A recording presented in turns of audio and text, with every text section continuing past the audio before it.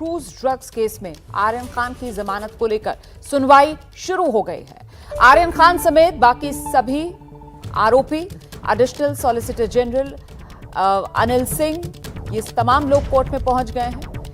कल सुनवाई के दौरान बहस पूरी नहीं हो पाई थी। एनसीबी आर्यन को बड़े ड्रग साजिश का हिस्सा बता रही है। वहीं आर्यन के वकील ने इन तमाम आरोपों को जो एनसीबी की तरफ से लगाया जा रहा है, खारिज किया है। हम सीधे आपको लेकर चलते हैं। मेरे साथ मेरे दो सहयोगी इस वक्त मौजूद हैं, जितेंद्र दीक्षित और मृत्युंजय सिंह। सबसे पहले कोर्ट के बाहर आप देख सकते हैं मृत्युंजय मौजूद हैं, उन्हीं के पास लेकर चलते हैं आपको और जानते हैं अपडेट क्या है। मृत्युंजय। रोमाना 15 मिनट हो चुके हैं और ये सुनवाई शुरू हो चुकी है। ASG Anil Singh Bombay high court में 2 मामले के निपटारे के बाद सेशंस कोर्ट पहुंचे हुए हैं और सेशंस कोर्ट की ये जो पहली मंजिल पर इमारत है, इसी में कोर्ट नंबर 44 में पूरे मामले की सुनवाई हो रही है। आपको बता दें कि अब तक अनिल सिंह ने क्या कुछ बातें कही हैं।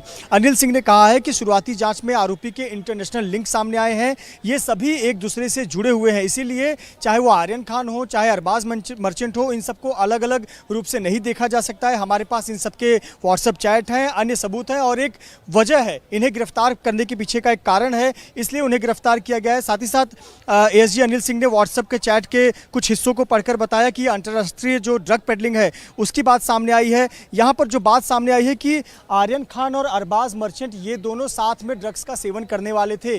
भले ही आर्यन खान के पास से ड्रग्स ना मिला हो, लेकिन अरबाज मर्चेंट के पास ड्रग्स मिला। ये दोनों साथ में क्रूज पर आए और ये दोनों साथ में ड्रग्स का सेवन करने वाले थे और साथ ही साथ जो उनके पास व्हाट्सएप चैट मिला हुआ है ये इंटरनेशनल सिंडिकेट को बताता है और इसीलिए वो यहाँ पर जमानत का विरोध कर रहे हैं, क्योंकि अगर जमानत का विरोध नहीं करेंगे, जमानत मिलती है तो ये जांच को प्रभावित कर सकते हैं और आने वाले समय में जो लोगों से पूछताछ किया जाना है या इस लिंक से जुड़े हुए कुछ अन्य लोग हैं, अंतर्राष्ट्रीय स्तर पर यह मामला है, तो वो बच निकलेंगे। इसीलिए जमानत का विरोध किया जा रहा है और ये सुनवाई अभी भी चल रही है। लगातार अपडेट्स आ रहे हैं। अनिल सिंह जिरा कर रहे हैं, इस जिरा में लगभग 1 से 1.5 घंटे का वक्त लगेगा। इसके बाद अन्य आरोपियों के वकील अपनी पक्ष रखेंगे।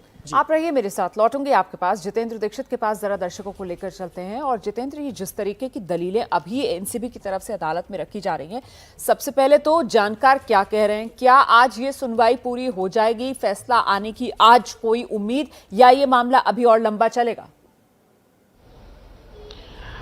देखिए रोमाना, 3 चीजें हो सकती हैं आज अदालत में। एक तो ये हो सकता है कि आज जो है जमानत दे दी जाए आर्यन खान को। उस स्थिति में जैसे ही ऑर्डर पास होगा, और ये अगले 1 से 1.5 घंटे में ही हो जाना चाहिए, अगर 1 से 1.5 घंटे में अगर ऑर्डर पास नहीं होता है तो अगर जमानत दे भी दी जाती है तो उस सूरत में उनका आज आर्थर रोड जेल से बाहर आना मुश्किल हो जाएगा। दूसरा विकल्प ये हो सकता है कि जमानत खारिज कर दी जाए। अगर खारिज कर दी जाती है तो फिर अपील करनी जानी होगी बॉम्बे हाई कोर्ट में, और बॉम्बे हाई कोर्ट मंगलवार के दिन तक बंद है, यानी कि बुधवार को ही मैटर आएगा।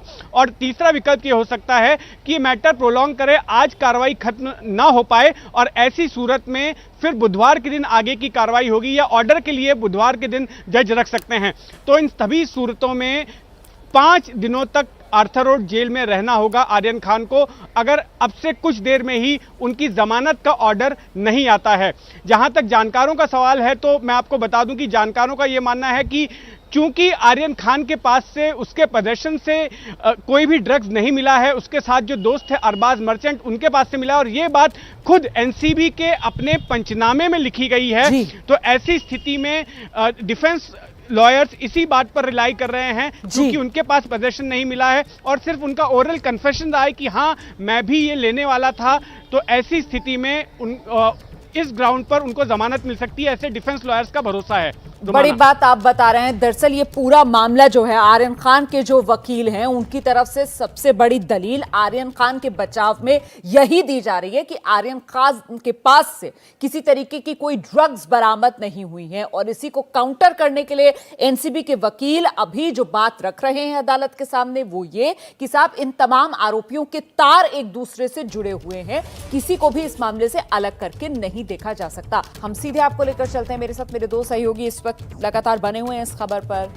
जितेंद्र दीक्षित हमारे साथ मौजूद हैं, मृत्युंजय हमारे साथ मौजूद हैं। देखिए, आर्यन खान और उनके साथ बाकी सभी आरोपी, इसके अलावा additional solicitor general Anil Singh, सभी कोर्ट में मौजूद हैं। वकीलों की तरफ से अपनी दलीलें रखी जा रही हैं। कल भी इस मामले में सुनवाई हुई थी।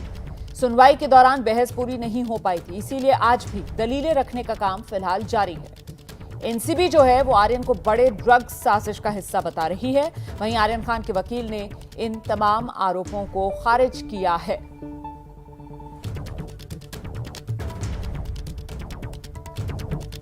तो शाहरुख खान के बेटे हैं आर्यन खान, और आर्यन खान की वजह से ये पूरा मामला बेहद हाई प्रोफाइल। हालांकि आर्यन खान के जो वकील हैं बचाव में, उनकी तरफ से बार बार इसी दलील को रखा जा रहा है कि आर्यन खान के पास से ड्रग्स की बरामदगी नहीं हुई है। ये खुद एनसीबी की रिपोर्ट बताती है, लेकिन एनसीबी जमानत का विरोध इसी आधार पर कर रही है कि सभी आरोपियों के तार एक दूसरे से जुड़े हुए हैं और आर्यन खान जो है वो बड़े ड्रग्स रैकेट साजिश उसका हिस्सा हैं। आर्यन के वकील हालांकि कह रहे हैं कि आर्यन का ड्रग्स बिक्री खरीद से किसी तरीके का कोई लिंक नहीं है।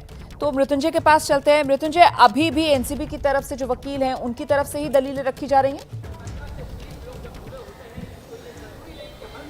जी बिल्कुल, अभी भी अनिल सिंह जो है वो अपना पक्ष रख रहे हैं और आपको बता दें कि उन्होंने जो नई बातें कही हैं वो उनका फोकस यही है कि एनडीपीएस के नियमों के मुताबिक अगर व्यक्ति को पकड़ा गया है, जब तक ये पुष्टि नहीं हो जाती कि वो उससे ड्रग्स नहीं लिया, तब तक ये माना जाता है कि उसके पास से ड्रग्स पोजीशन मिला है, ड्रग्स उसके पास से हासिल हुआ है। आपको बता दें कि जो जाँच अधिकारी ने जब अनिल सिंह इस समय कोर्ट को ये बता रहे हैं कि जब जाँच अधिकारी ने पूछा था तो अरबाज ने खुद ये बात कबूल की कि उसके जूते में चरस है और ये चरस पाया गया। उस वक्त आर्यन खान और अरबाज मर्चेंट दोनों ने ये बयान दिया था कि हम ये जो चरस है इसके सेवन के लिए क्रूज पर लाए हुए थे। पहली महत्वपूर्ण बात। दूसरी महत्वपूर्ण बात, कल आपको बता दें कि अनिल सिंह जब अपनी जिरह कर रहे थे उन्होंने व्हाट्सएप का चैट दिखाया था। आज भी उन्होंने उस बात का जिक्र किया और ये कहा कि जो चैट के बारे में हमने आपको कल बताया था उसमें बल्क क्वांटिटी की बात की जा रही है। बल्क क्वांटिटी कोई सेवन के लिए नहीं लेता है। बल्क क्वांटिटी का मतलब है कि ना केवल आप सेवन करने वाले हैं बल्कि ये माना जाता है कि आप दूसरों को भी देने वाले हैं, दूसरे में भी वितरण करने वाले हैं। तो ये आरोप भी आर्यन खान और अरबाज मर्चेंट पर है कि ये ना केवल ड्रग्स का सेवन क्रूज पर करने वाले हैं। ये जो व्हाट्सएप चैट है जिसका आप जिक्र कर रहे हैं, ये किसका व्हाट्सएप चैट है जो एनसीबी के वकील अदालत के सामने रख रहे हैं? कल भी रखा था, आज भी रखा। आर्यन खान या फिर अरबाज मर्चेंट?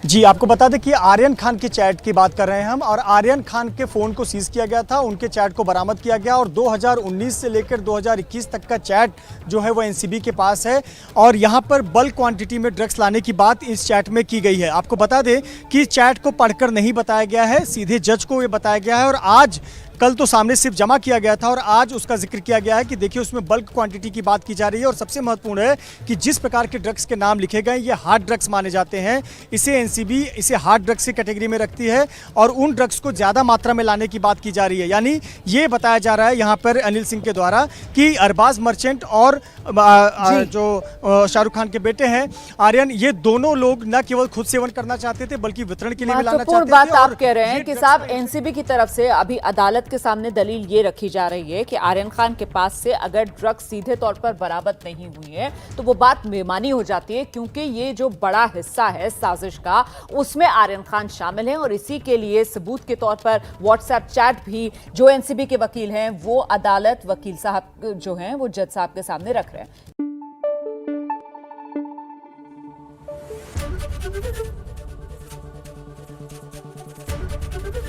एबीपी न्यूज आपको रखे आगे।